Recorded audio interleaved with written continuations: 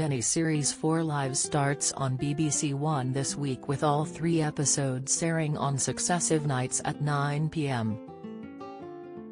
The factual drama is about the victims of murderer Stephen Port, who invited men to his flat in Barking, East London, where he would drug and rape them before disposing of their bodies nearby. Previously titled The Barking Murders, 4 Lives was renamed to focus the story on the victims of the killings rather than Port. Express.co.uk looks at the men whose lives were lost at the hands of the cold-blooded killer. Who were Stephen Port's victims? Anthony Walgate, 23. Anthony Walgate was Port's first victim after he was lured to the killer's flat in June 2014. The young fashion student from Hull was studying in London and sometimes worked as an escort to make extra cash. Port gave Walgate a fatal dose of the drug GHB before dragging the young man's body outside his flat. Port used his victim's mobile phone to call an ambulance before abandoning the scene. Gabriel Kovari, 22. Gabriel Kovari was from Slovakia but moved to London after completing his degree, according to iNews.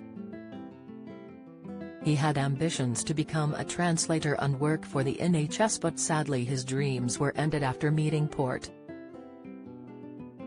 For a brief period, Kovari lived with Port after saying he had a free room in his flat for a lodger, reported the Belfast Telegraph.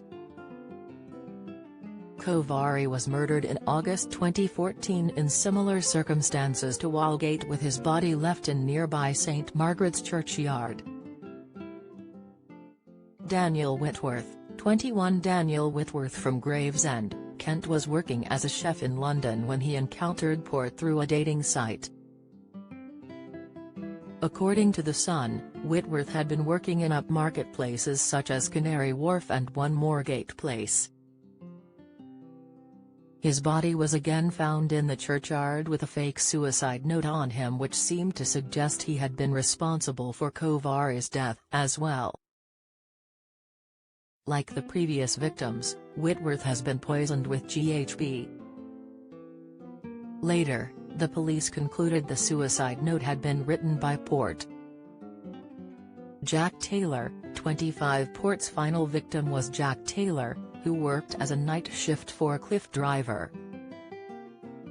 Taylor was found dead in St Mary's churchyard, where both Kovari and Whitworth were discovered. Despite the striking similarities between the cases, Taylor's death wasn't linked to the other 2 men and considered a drug overdose. Instead, Taylor's family launched their own lines of investigation into his death to get to the truth.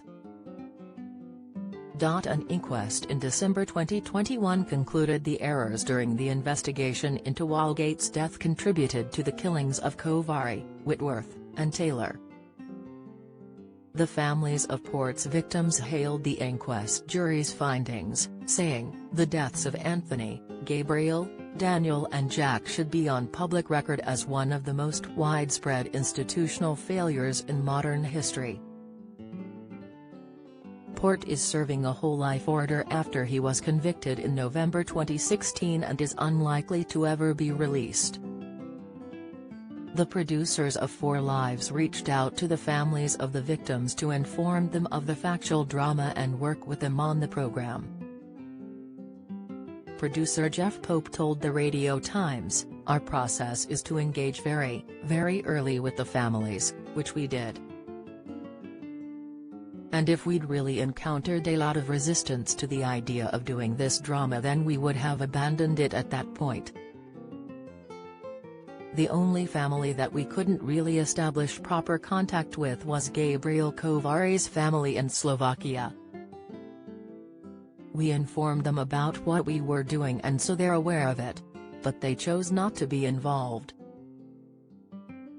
4 Lives will be airing on BBC One on Monday, January 3 at 9 p.m. and all episodes will be available on BBC iPlayer.